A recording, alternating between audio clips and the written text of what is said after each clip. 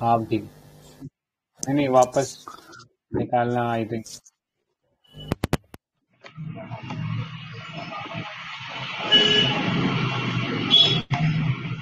अब सही है। तुमने अनेबल नॉइज सप्रेशन करा हुआ है क्या? हाँ, सेटिंग्स में जाके अनेबल नॉइज सप्रेशन। इसी वाले सेटिंग्स में हाँ इसी वाले। एनेबल नॉइज सप्रेशन, हाँ कर दिया मैंने। हाँ अब ठीक है। अभी ठीक आ रहा है ऑडियो। ओके, ठीक है सर, स्टार्ट करिए फिर। तो क्वेश्चन से ही करते हैं वो जो लास्ट क्लास में था। हम्म। तो इनिशियली हमने कॉन्सेप्ट ऑफ एलसीएम एचसीएफ में देखा, तो ये वाला भी क्वेश्चन छूटा था रिमाइंड। तो LCM and HCF quick revision हम लोग करते हैं। लोएस्ट कॉमन मल्टीपल में जो भी नंबर्स है उसके एक कॉमन मल्टीपल को देखते हैं, जैसे 2 3 5 6 ये नंबर्स है, तो हम वैसे नंबर को सर्च करते हैं एक्स जो कि इन सबसे डिविजिबल हो और वो लोएस्ट हो, मिनिमम हो। ये कॉन्सेप्ट है लोएस्ट कॉमन मल्टीपल का। 2 3 5 6 के केस में 60 था हमारा। लोएस्ट कॉमन मल्टीपल जो कि इन सारे नंबर से डिवाइड हो रहा है, उनके टेबल में आ रहा है। और हाईएस्ट कॉमन फैक्टर जिसे जीसीडी भी कहते हैं। तो ग्रेटेस्ट कॉमन डिविजर ये होता है वैसा नंबर n जो कि सपोज दो नंबर ए बी को डिवाइड करे और ये बड़ा हो, सबसे बड़ा नंबर हो। ये मैक्सिमम होता है। मैक्सिमम लार्जेस्ट नंबर जो कि ए और बी सपोज 15 और 25 है, तो इस केस में लार्जेस्ट नंबर 5 हो जाएगा जो कि दोनों को डिवाइड कर रहा है। और हमने एचसीएफ में देखा कि अगर दो को प्राइम नंबर है, को प्राइम नंबर है तो इनका जो एचसीएफ होता है वो 1 होता है। जैसे 13 15 ये दो को प्राइम नंबर हो जाएगा। ये फंक्शनली प्राइम यहाँ पे बिहेव कर रहा है, उसका कॉमन फैक्टर के जीसीडी 1 होगा। तो ये था क्वेश्चन। और लास्ट क्वेश्चन था हमारा ये रोटेशन पे बेस्ड। आज भी क्वेश्चंस करेंगे क्योंकि इसमें कॉन्सेप्चुअल क्लैरिटी क्वेश्चंस के थ्रू ही आएगा। तो ये क्वेश्चन था हमारा। एक बार फिर से ये क्वेश्चन आप लोग कर लीजिए क्योंकि ये लास्ट में यहीं पे मैं क्लास एंड किया था।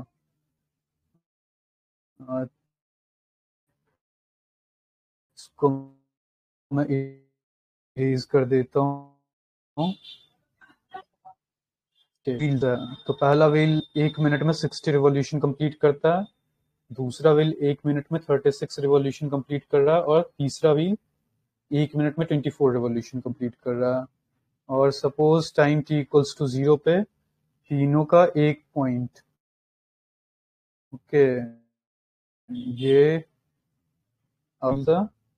ए B time t equals to 0 पे तीनों का ये पॉइंट टच कर रहा है। कि इस पर्टिकुलर पॉइंट को x दे देते हैं नाम, t इक्वल्स टू 0 पे x टच कर रहा है।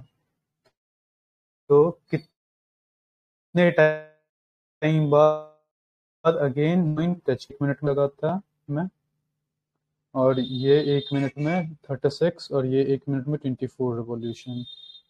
ये आपको टाइम निकालना है कि तीनों को रोटेट करना स्टार्ट किया, वापस से तीनों का ये पॉइंट कब जमीन पे टच कर देगा। ओके, तो ये क्वेश्चन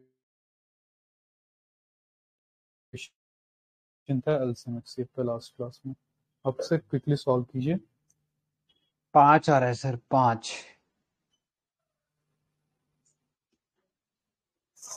5 सेकेंड्स आंसर है इसका। और बेसिकली ये कॉन्सेप्ट का दूसरे तरीके से भी यूज होता है, वो होता है रेस में। रेस टीसी एक सर्कुलर अकाउंट कंप्लीट करने में 5 मिनट्स, दूसरे को 7 मिनट्स और तीसरे को 10 मिनट्स। ओके, ये रेस पे भी सिमिलर क्वेश्चन को रीफ्रेम किया जाता है रेस पे। लॉन्ग सर्कुलर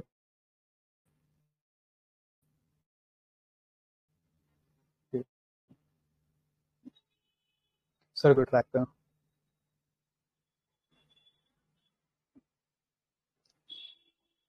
तो यहाँ पे ये एक सर्कुलर ट्रैक है, यहाँ पे 3 पर्सन ABC के इस सर्कुलर ट्रैक पे दौड़ेंगे, दे विल रन, और एक को लगेगा सपोज 5 मिनट्स, दूसरे को 7 मिनट्स, और तीसरे को 15 मिनट्स या 10 मिनट्स।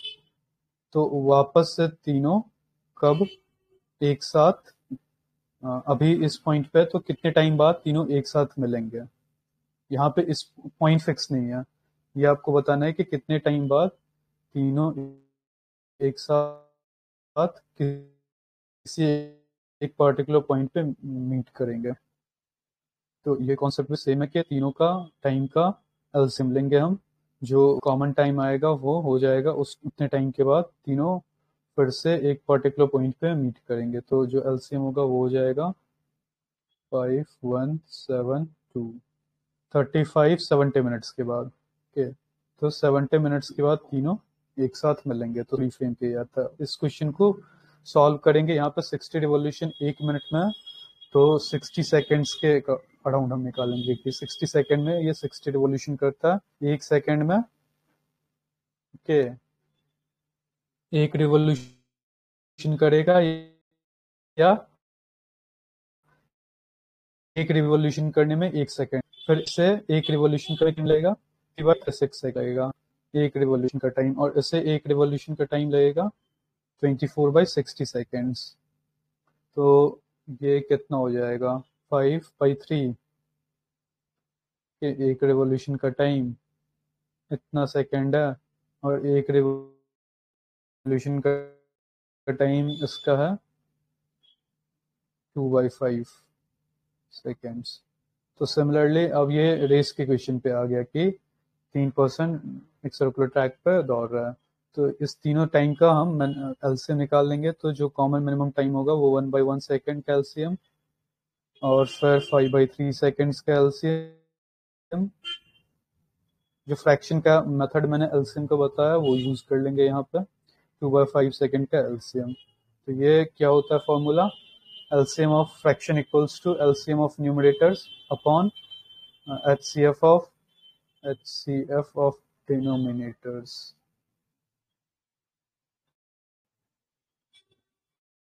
तो ये हम फॉर्मूला यूज कर लेंगे तो 5 सेकेंड्स आंसर आएगा।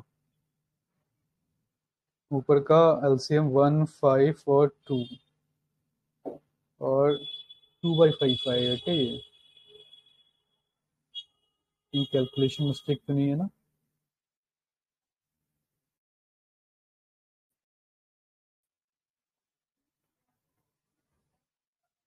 HCF 1, 3 और 5 का, तो ये 10 सेकेंड क्यों आ रहा है, कहाँ पे कैलकुलेशन मिस्टेक है संजय, आप बता सकते हैं।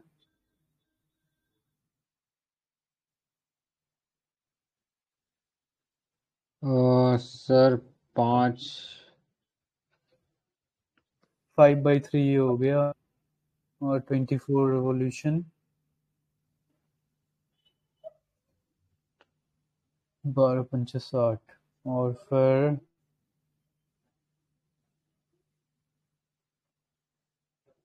HCF क्या लिया 135 का आपने?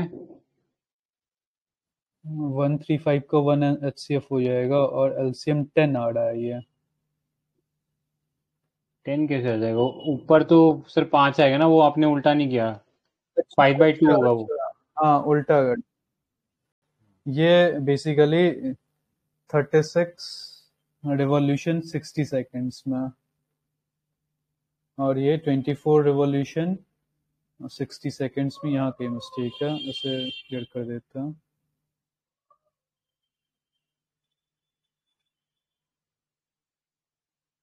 ये 1 सेकेंड में एक रिवॉल्यूशन का टाइम, इसका 1 सेकेंड है, इसका एक रिवॉल्यूशन का time okay 60 seconds by 36, 5 by 3 second है, और इसका एक 60/24 है, 5/2 सेकेंड है। हाँ अब सही होगा, 5/2 सेकेंड्स इसका होगा।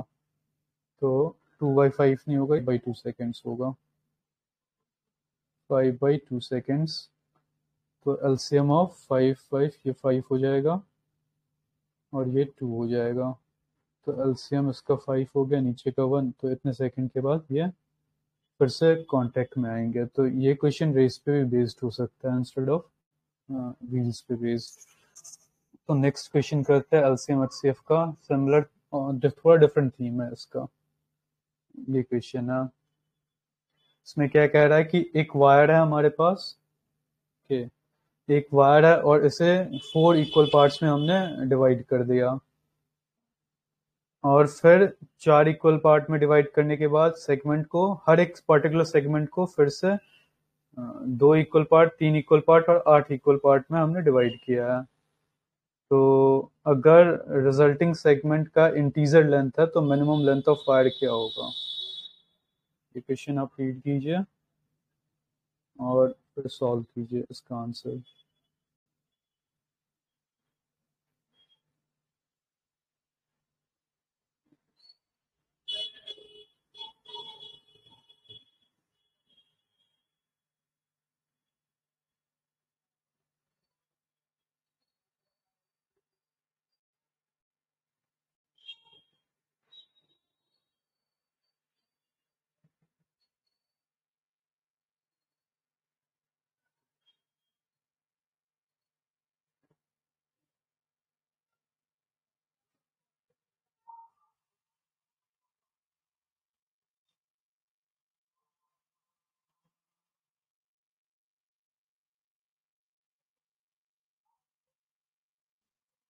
Twenty four.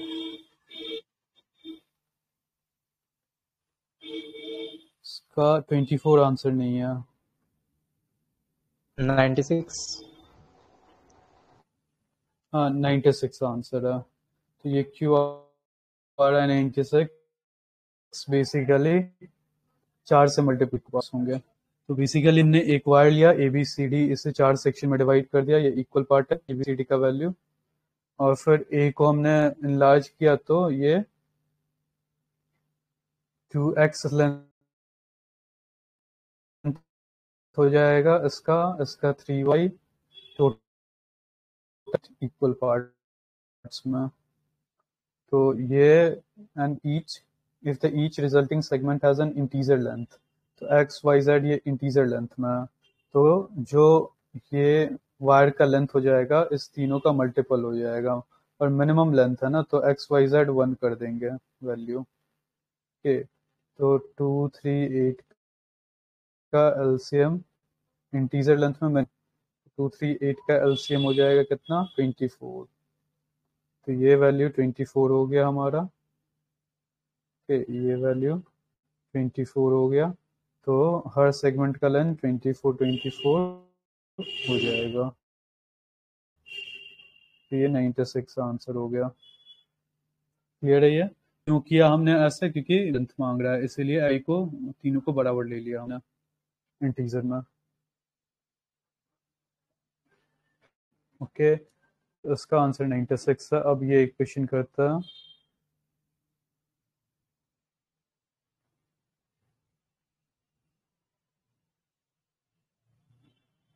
ये शायद एचसीएफ पे बेस्ड होगा क्वेश्चन।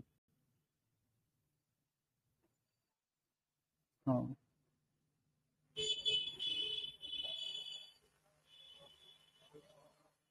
तो इस क्वेश्चन में हमें बताना है कि एक कंपनी है Madhura fruit company is packaging 4 of fruits, fruit है ABC, and there are, okay नाम है इसका ऑरेंजेस, 126 ऑरेंजेस है और 162 एप्पल्स है।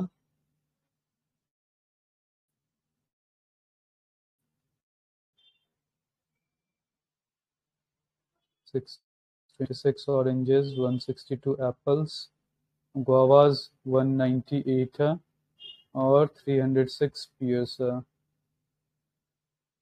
And the fruits must be packed in such a way that a given box must have only one type of fruit. तो अब एक पर्टिकुलर बॉक्स में एक ही टाइप के फ्रूट होंगे and must contain the same number of fruits unit as any other box. A fruit must be packed in such a way that a given box must have only one type of fruit. तो इसमें suppose 15 fruits होंगे तो वो बस oranges होंगे. इसमें apples होंगे. अब नंबर स्पेसिफाइड है क्या?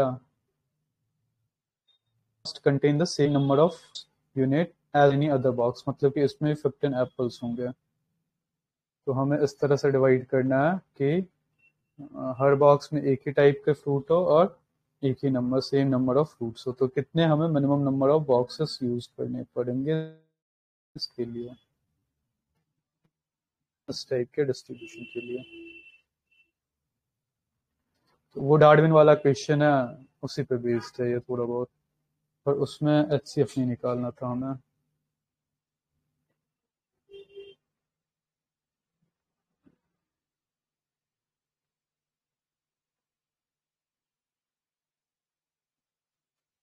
अठारह है सर जी. 18. ओके, और किन्हीं का आंसर?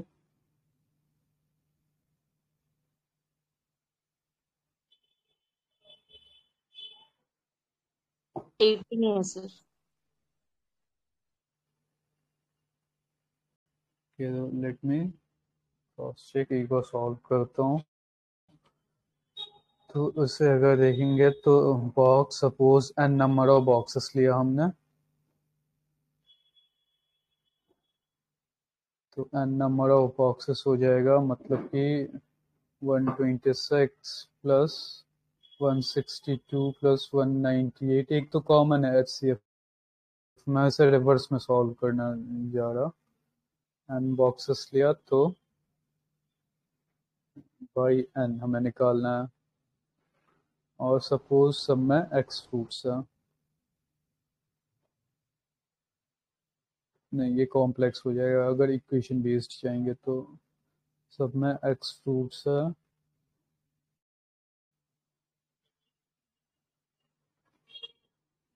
नहीं तो रहने.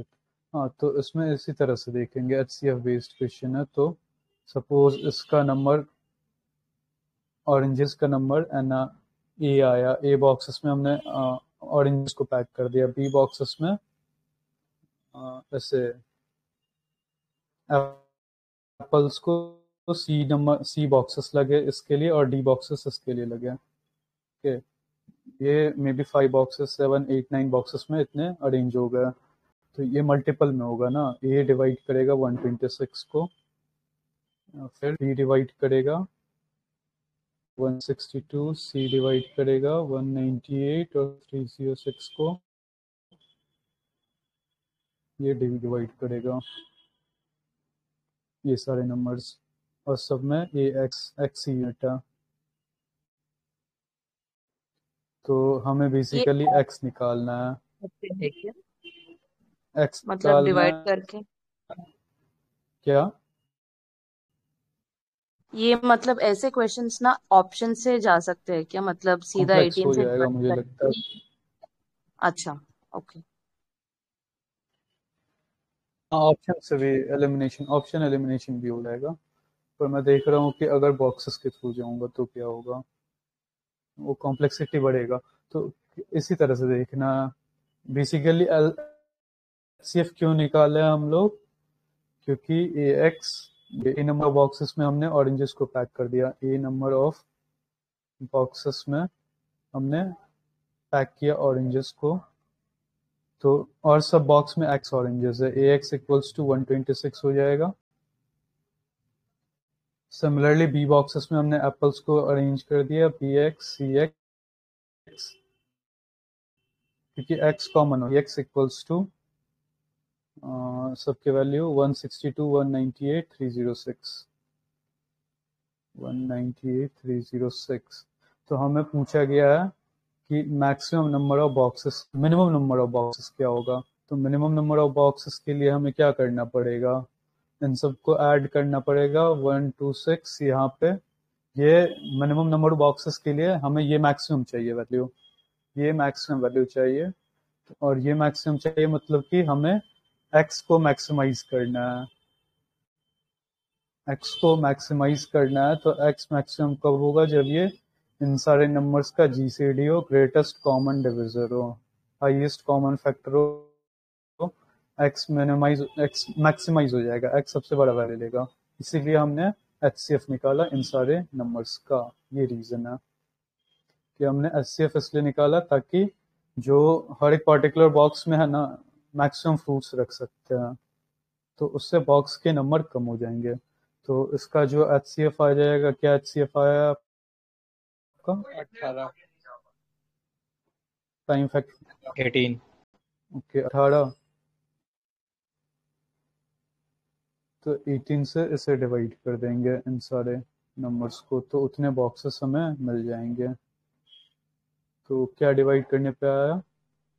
44 थैंक यू। 34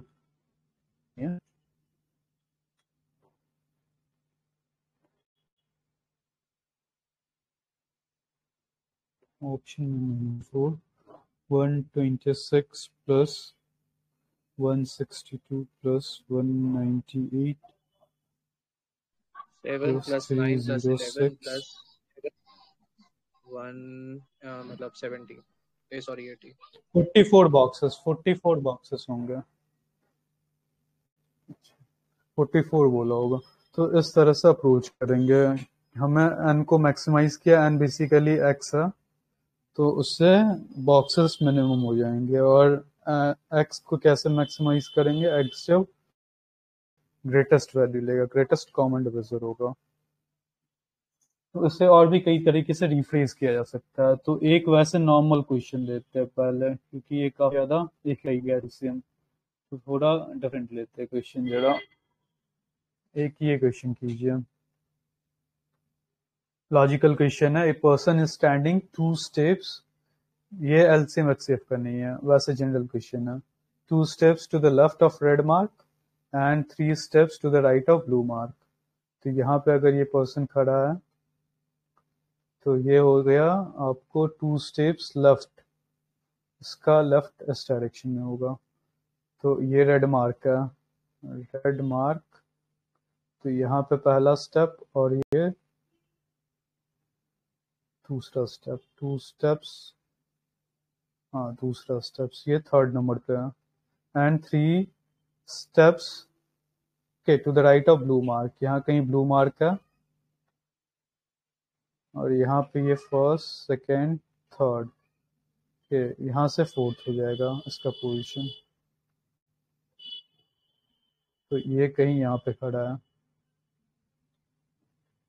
तो ही टॉसेस ए कॉइन, अब यहाँ पे खड़ा होकर वो कॉइन को टॉस किया, और फिर इफ इट कम्स हेड, अगर हेड आता है कॉइन में तो he 1 step to the right, otherwise he moves 1 step to the left. मतलब कि हेड आने पे ये राइट मूव करेगा, और टेल आने पे ये लेफ्ट मूव करेगा, टेल पे ये लेफ्ट और हेड पे right.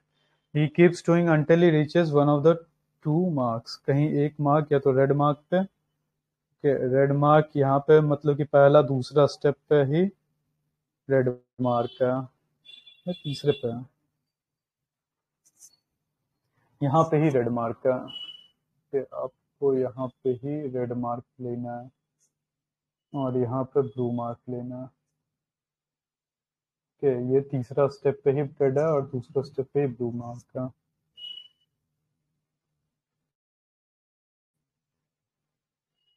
He keeps doing until he reaches one of the 2 marks and he stops.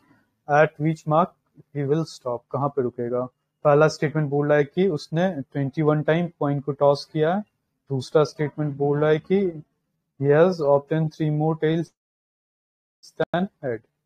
तो कौन सा स्टेटमेंट सफिशिएंट है इस क्वेश्चन को आंसर करने के लिए? Both the statements are ये required. कंडीशन है और ये नहीं, सिर्फ एक स्टेटमेंट हो जाएगा सेकंड वाले से। ये करके देखते हैं।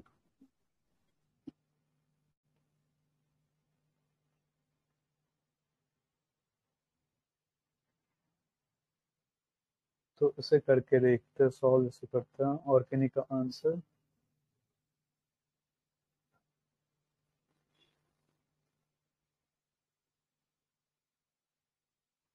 उसे सॉल्व करते हैं। जब ये 21 टाइम्स कॉइन टॉस करेगा तो बेसिकली नेट जो रिजल्ट होगा वो क्या हो जाएगा? 21 x heads plus y tails equal to 21 हाँ, and heads is 3 more than tails, ऐसे कर सकते हैं ना, दो इक्वेशंस बनेगा। मतलब नहीं, +1 -1 ऐसे ले पहला तो स्टेटमेंट से भी एंड में शायद आ जा +2 रहा आना चाहिए, -3। तो इसमें पहला स्टेटमेंट से भी हो जाता है शायद। ये सॉल्व 2 स्टेप्स लेफ्ट लिया, 3 स्टेप्स, तो ये 1 स्टेप नेट हो जाएगा ना यहाँ पे, या फिर 2 steps to the left and 3 steps to the right. He tosses coin head.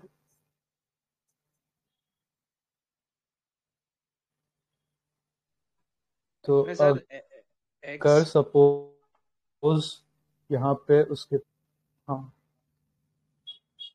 10+3,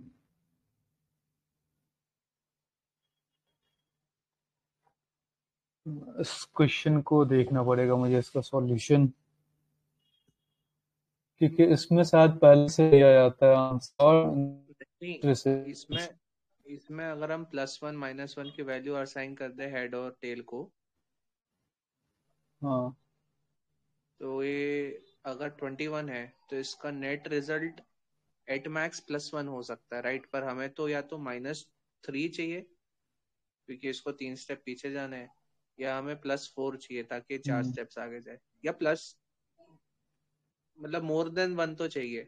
तो 21 कॉइन टॉसेस में 10 हेड 10 टेल्स के बाद एक से कुछ भी नहीं होगा, बट सेकेंड वाले में लिखा है 3 मोर टेल्स देन हेड्स। इसका मतलब -3 तो रहेगा एंड में एनी हाउ। तो सेकेंड वाला आई थिंक काफी है बताने को कि वो रेड मार्क पे तो पहुंच ही जाएगा, मतलब -3 तो रहेगा। अब 2 से तो आ जा रहा है इसका आंसर। मैं एक बार चेक कर लेता हूँ क्या है answer. Either of the statement, दोनों स्टेटमेंट से आ जाता है ये, क्योंकि एक स्टेटमेंट से होता है कि नंबर ऑफ स्टेप्स ऑड है। अच्छा, हाँ, तो नहीं, इसको इस तरह से सॉल्व करेंगे। यहाँ पे जाने के लिए इसे ऑड नंबर ऑफ टाइम्स चाहिए, और यहाँ ये sorry even number of times 2 times चाहिए, कि 2 के टेबल में जब रहेगा तभी ये यहाँ तक पहुँच पाएगा,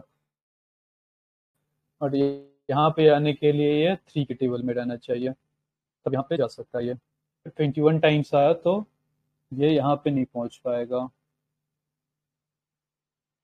इस एरिया पर। इसका एक बार मैं आंसर चेक करके और क्लियरली होके बताऊंगा। ये डिविजिबिलिटी रूल हाँ, ये पे तो कब का बनेगा, क्वेश्चन है? जैसे ये कब का नहीं, कैट का मैंने उठाया था क्वेश्चन, लॉजिकल वाला। तो ऑल्दो मैंने इसे सॉल्व किया था पर अब भूल गया, काफी पहले उठाया था। तो इसमें कुछ इस तरह से देखेंगे। इसको पहले मुझे ये क्लियर करना पड़ेगा कि ये यहाँ पे इसे पहुंचना है या यहाँ पे पहुंचना हाँ, क्योंकि इसका है। आंसर वैसे तो पर डी कुछ होना इस तरह से चाहिए। दिखता है, 6 8 इस तरह से है। नहीं, इसमें either of the statement sufficient होता है। तो इसको मैं अगले क्लास में बेटर होकर डिस्कस करूंगा। यहाँ मैं क्रॉस चेक कर लूंगा इस क्वेश्चन को। फिर अगला क्वेश्चन करता है, एक ही वाला करता है, classes minimum value.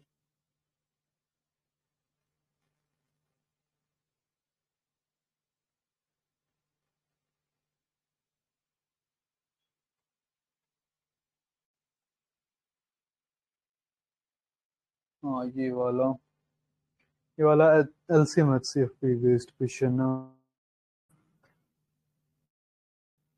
In a large school, you need to sit to watch the program. If the teacher may make a row of 16 each, तो 12 स्टूडेंट लीव हो जाता है, बच जाता है कि हर रो में अगर 16 बच्चे हैं तो लास्ट रो में 12 स्टूडेंट्स बच जाएंगे. और अगर if they make rows of 24 24 students है, 24 स्टूडेंट्स है, तो यहाँ पे 20 स्टूडेंट्स बच जाएंगे लास्ट रो में. और अगर 25 स्टूडेंट्स है तो लास्ट में 21 बच जाएंगे. और सिमिलरली अगर 30 स्टूडेंट्स है उसमें तो नंबर ऑफ स्टूडेंट कितने होंगे स्कूल में?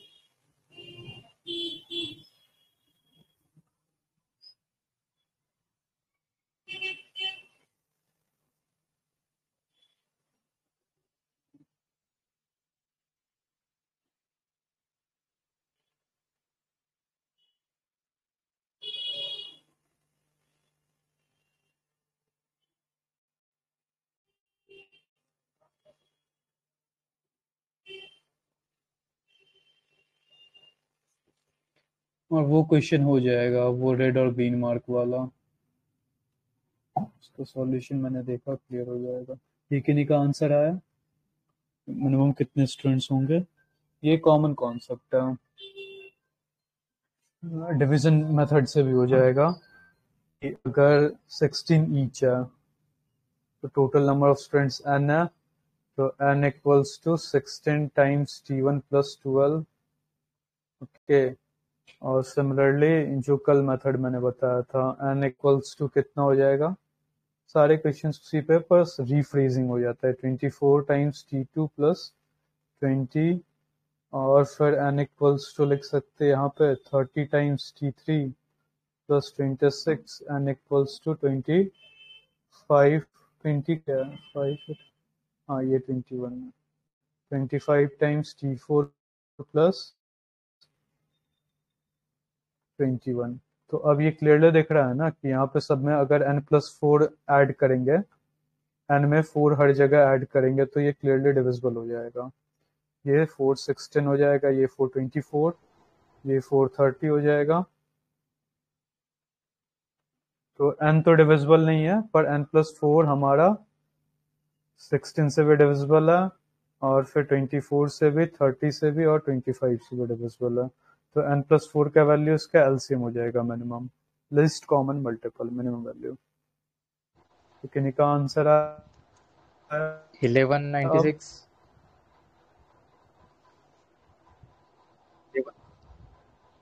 ओके. ये LCM आपका कितना, LCM पे ही देख लेता है.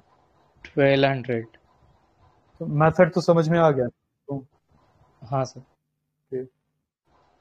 मेथड यही है, हमें बस देखना है कि लीस्ट कॉमन मल्टीपल कहाँ बन रहा है.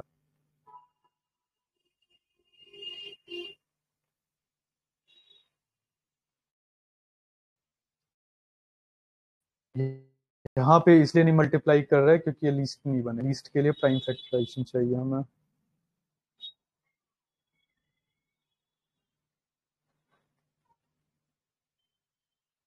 टेन 50 150 300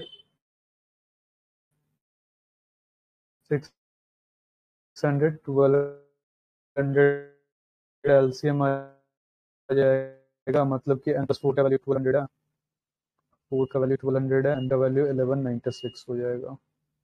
तो इतने स्टूडेंट्स है क्लास में और उसे तब अरेंज किया गया है। ये वाला क्वेश्चन का कुछ इस तरह से आंसर होगा, इसे थोड़ा विजुलाइज बेटर तरीके से करना पड़ेगा। देखिए यहाँ पे 2 स्टेप्स वो लेफ्ट, और यहाँ पे क्या कह रहा है, ऊपर डायग्राम बनाते हैं इसका। Person standing 2 steps to the left of red mark, यहाँ पे रेड मार्क है कि ये फर्स्ट स्टेप है, ये सेकंड स्टेप है, और यहाँ पे वो पर्सन थर्ड स्टेप पे खड़ा है के लेफ्ट में ये पर्सन है। तो अब अगर यहाँ पे और 3 स्टेप्स, फर्स्ट सेकंड थर्ड पे यहाँ पे ब्लू मार्क है, फर्स्ट सेकंड और थर्ड पे ब्लू मार्क है। तो 21 टाइम्स अगर वो कॉइन टॉस करेगा, तो सपोज फर्स्ट टाइम यहाँ पे गया कॉइन को टॉस करने के बाद, उसका लक फेवर किया, सपोज हर बार इधर गया, सेकंड टाइम इधर आया, थर्ड टाइम डेफिनेटली इधर आना पड़ेगा क्योंकि इधर जगह नहीं है, फोर्थ टाइम फिर इधर के, या फिर इधर भी आ सकता है फोर्थ टाइम, सपोज फिर इधर ही रोटेट कर रहा है, fifth time, sixth, seventh, eighth, ninth, 10, 11, 12, 13 पे यहाँ पे आएगा, 14 पे यहाँ, 15 पे यहाँ, 16 यहाँ, 17 टाइम्स यहाँ पे देखिएगा इधर आएगा, 18 टाइम्स इधर, 19, 20, 21 टाइम्स से यहाँ पे खड़ा होगा। मतलब कि अगर इस तरह की कंडीशन आए तो 21st टाइम पे ये यहाँ पे खड़ा रहेगा, क्योंकि यहाँ पे पहुंचने के लिए हमेशा इसे एक इवन नंबर ऑफ टाइम्स होना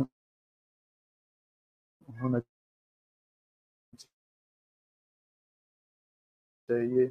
ये क्लियर हुआ कि नहीं? आप क्रॉस चेक कीजिएगा हर कंडीशन में, चाहे आप कहीं पे पोजीशन पे, इससे अगर इस पोजीशन पे पहुंचना है तो हमेशा इवन नंबर ऑफ पॉइंट्स चाहिए, इवन टॉस चाहिए, ठीक है। और यहाँ पे पहुंचना है तो इसे और टॉस चाहिए, मतलब कि ब्लू मार्क पे रहेगा अगर 21 टाइम्स पॉइंट टॉस हुआ, और इससे कोई एक मार्क पे फाइनली ये है, ओके, ये स्टैंडिंग है, तो अगर 21 टाइम्स करेगा तो ये इस मार्क पर रहेगा।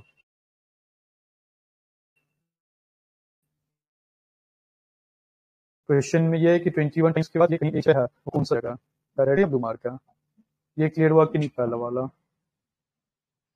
He keeps doing until he reaches one of the 2 marks, मतलब कि एक मार्क पे है तो इस मार्क पे पहुंचने के लिए उसे इवन नंबर चाहिए, इस मार्क पे पहुंचने के लिए ऑड नंबर चाहिए। अच्छा हाँ, अरे वो विजुअल रिप्रेजेंटेशन उल्टा बनेगा।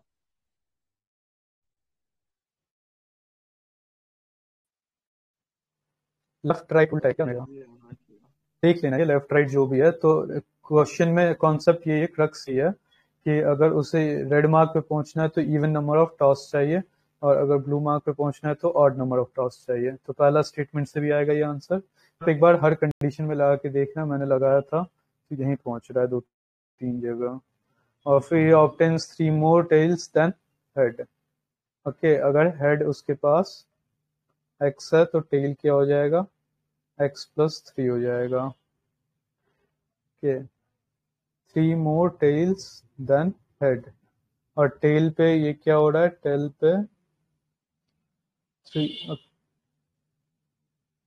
कम्स, अगर हेड आता है तो राइट मूव करेगा, हेड आएगा तो इस डायरेक्शन में खड़ा है तो इधर मूव करेगा, ओके। तो हेड कितना है, ये ऑब्टेन्स 3 मोर टेल्स, टोटल तो हमें नहीं पता है ना,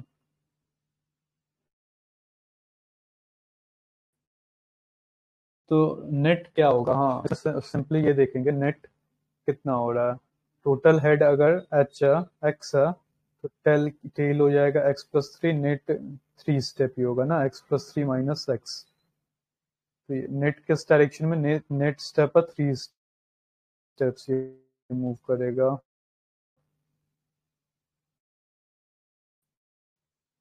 तो 3 स्टेप अगेन ऑड नंबर, तो ऑड नंबर ये वहां पे आएगा, ओके। ये इस तरह से देखेंगे, ये नेट स्टेप मैंने निकाला, कितनी भी हो, 100 हो, 1000 हो, कितने भी हो, पर नेट वैल्यू इसमें देखा जाता है कि नेट कितना आया, उस हिसाब से अगेन 3 आया तो 3 एक ऑड नंबर है तो ये इस स्टेप पे आएगा। आप देख लेना इससे डायग्राम बना के, तो यही ऑप्शन आएगा इसका, तो एक बार देख लेना, प्रैक्टिस कर लेना। फिर और इस पे कोई क्वेश्चन देखता हूँ, अच्छा सा क्वेश्चन।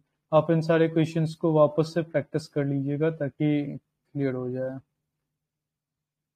ऑलमोस्ट वही है, मिनिमम नंबर ऑफ बॉक्सेस वाला ही है। एक दूसरा क्वेश्चन करता है, ये एक ही टाइप की क्वेश्चन आप कर लेना। ये वाला करते हैं क्वेश्चन, एक सेकेंड लास्ट। एक इंक्रिप्शन वाला भी है, वो मैं छोड़ रहा हूँ। हाँ, ये वाला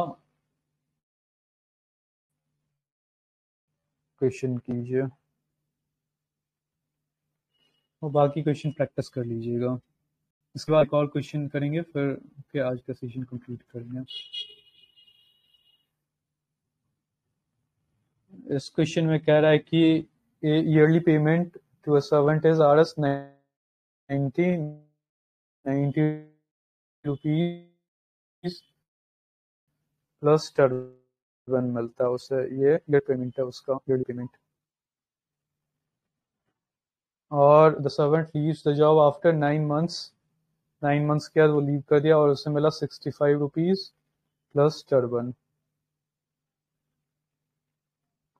तो ये प्राइस ऑफ टर्बन कितना होगा, ये निकालना है।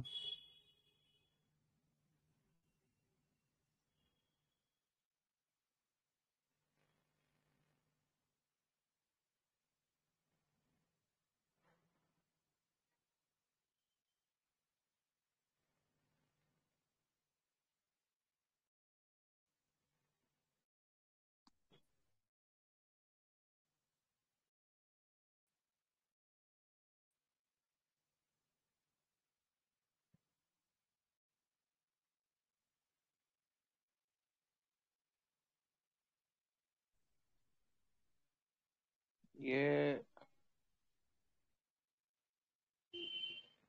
एक मिनट,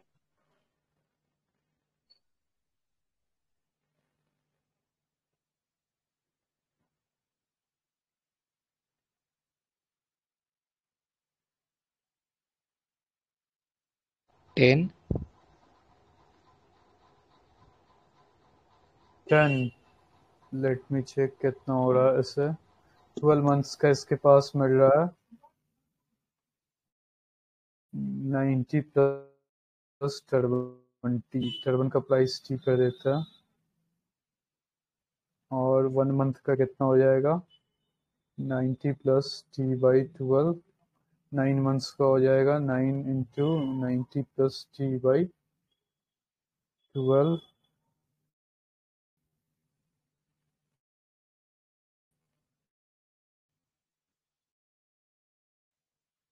ओके, तो ये हो जाएगा 65 प्लस टी। ये हो जाएगा 65 प्लस टी। तो ये इक्वेशन हो जाएगा 8। 10 plus 90 equals to 65 into 12। 65 into 12 हो जाएगा 780 प्लस 12t।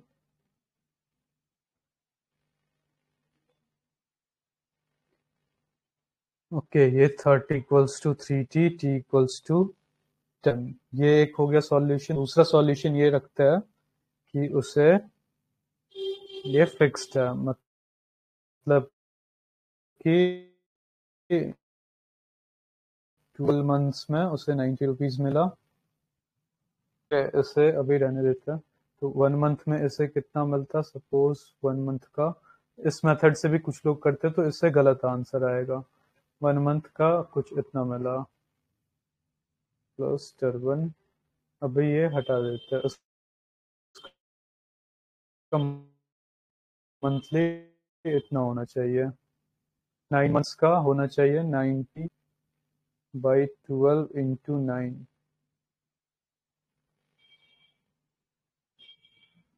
ओके, तो 330 रुपीज होना चाहिए। ओके, 9 months में उसे 90 रुपीज और टर्बन मिल गया। तो कुछ इसे प्रोसीड नहीं करेंगे। ये वाला भी मैंने एक बार देखा था सॉल्यूशन में, ये गलत तरीका है। टर्बन का भी कुछ प्राइस मानेंगे, अज्यूम करेंगे टी, और तब प्रोसीड करेंगे, तो वो इजी हमें आंसर देगा। ये था क्वेश्चंस। बाकी क्वेश्चंस इसमें आप देखिएगा तो कुछ इस टाइप के, कि मिनिमम मैक्सिमम वैल्यू हमें निकालना रहता है। जो मिनिमम वैल्यू जब भी बोला जाए मिनिमम लेंथ, तो मिनिमम मतलब लीस्ट कॉमन मल्टीपल हुआ, और जब भी हमें मैक्सिमम वैल्यू देखना पड़े तो मैक्सिमम वैल्यू के लिए हाईएस्ट कॉमन फैक्टर देखना पड़ेगा। कि अगर मैक्सिमम वैल्यू निकालना है तो मिनिमम वैल्यू क्वेश्चन में ना तो लीस्ट कॉमन मल्टीपल। सारे क्वेश्चंस उसी पे हैं कि मिनिमम नंबर ऑफ रूम्स कितना होगा, तो एलसीएम देखेंगे इन सारे क्वेश्चंस में, इन सारे डाटा का एलसीएम देखेंगे। तो ये क्वेश्चन कर लीजिए, फाइनल क्वेश्चन है डाटा सफिशिएंसी का। What is the number x, the LCM of x is and 18 is 36, HCF of x and 18 is 2।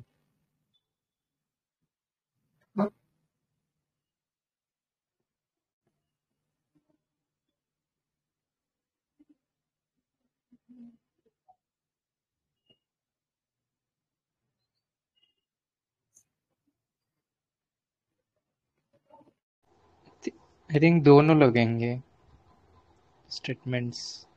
Both the statements are required. Let's एक see. काफी है ना, इधर इज इनफ। और कौन सा? 2 ही तो है। Is there any other number? अच्छा, मैंने अच्छा, वो इधर वाला एलसीएम में स्टेटमेंट 2 नहीं। एचसीएफ का किया।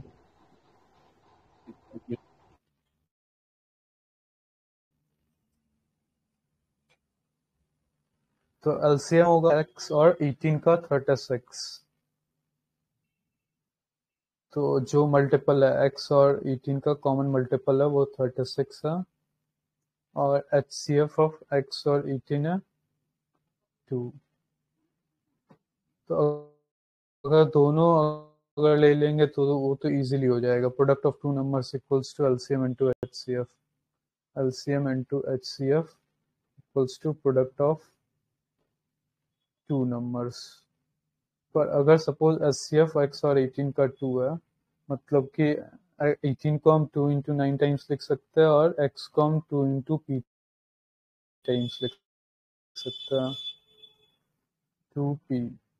पर इससे कुछ आंसर नहीं आएगा, इससे आंसर बात नहीं बन रही। और एचसीएफ में x और 18 का 36 है।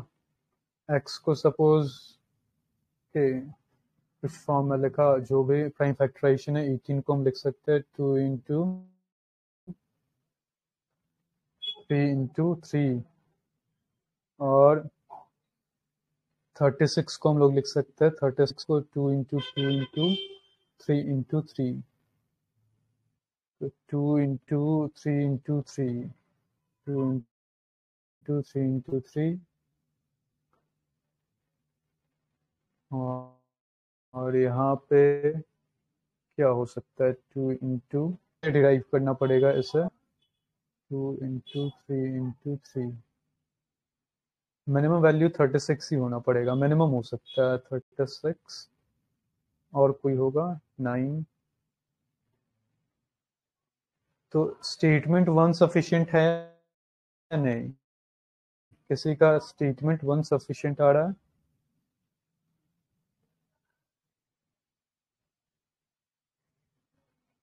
स्टेटमेंट 1 सफिशिएंट है किसी का?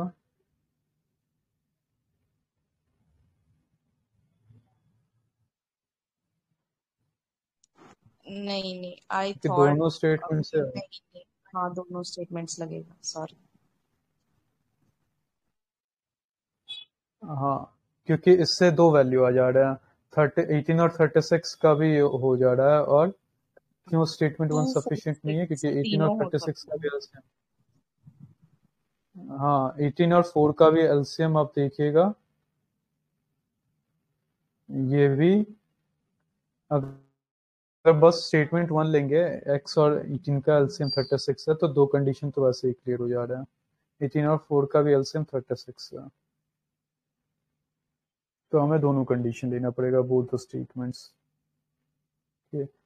तो ये था आज का क्वेश्चन, और इसमें 2-3 क्वेश्चन और है, कुछ अच्छे क्वेश्चन भी है, जैसे इंक्रिप्शन का क्वेश्चन है यहाँ पे, ये बाद में भी मैं कराऊंगा, फिर भी आप कर सकते हैं, अच्छा क्वेश्चन है।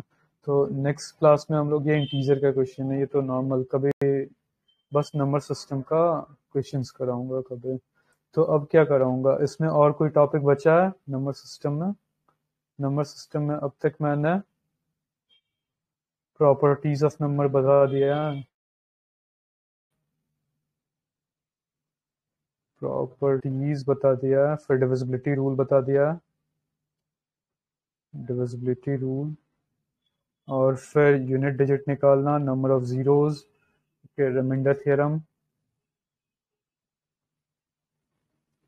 रिमाइंडर थ्योरम, और अभी ये LCM HCF,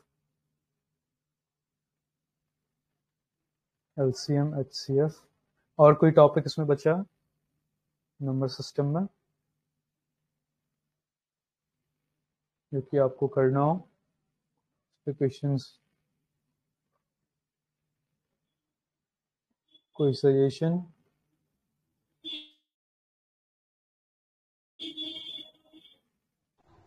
okay then, next class में हम लोग सोच रहे हैं परमुटेशन कॉम्बिनेशन स्टार्ट करें। ये एनसी, ये अच्छा टॉपिक है, इस पे टाइम भी लगेगा काफी ज्यादा।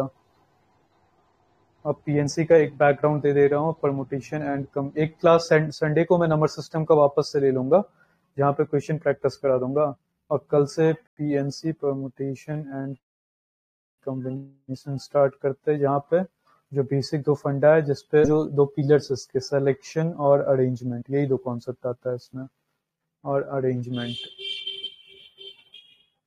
तो इस पे स्टार्ट करेंगे, काफी टाइम लगेगा परमुटेशन कॉम्बिनेशन पे, और ये जो क्वेश्चन पूछते हैं वो लॉजिक क्वेश्चन होता है, ट्रिकी क्वेश्चन होता है, इंस्टेड ऑफ मैथोडिकल लेंदी।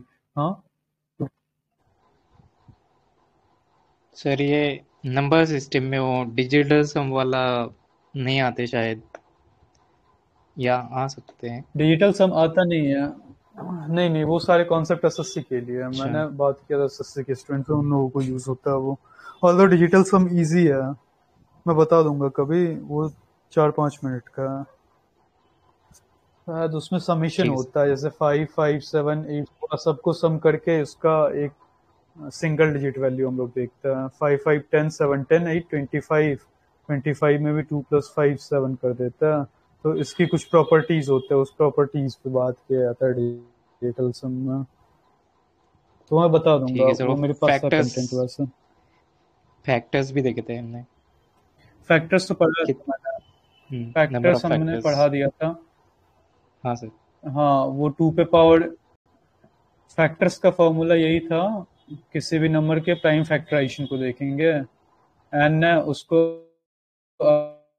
अगर 2 पे पावर पी, 5 पे पावर क्यू, ओके, जो प्राइम के फॉर्म में एक्सप्रेस करेंगे, 7 पे पावर आर के, 11 पे power S and so on. तो इसके जो टोटल नंबर ऑफ फैक्टर्स होंगे वो p+1 इंटू q+1 r+1 के s+1 सो ऑन, ये हो जाता है नंबर ऑफ फैक्टर्स। और इसका सिग्निफिकेंस बताया था मैंने, ये इसलिए देखते हैं ताकि हम उस नंबर को कितने इक्वल पार्ट्स में डिवाइड कर सकते हैं, टोटल नंबर ऑफ फैक्टर्स जितने होंगे उतने तरीके से हम उस नंबर को इक्वल पार्ट में डिवाइड करेंगे।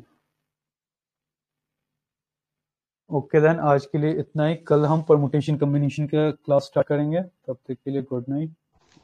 Okay sir, thank you, good night, bye guys.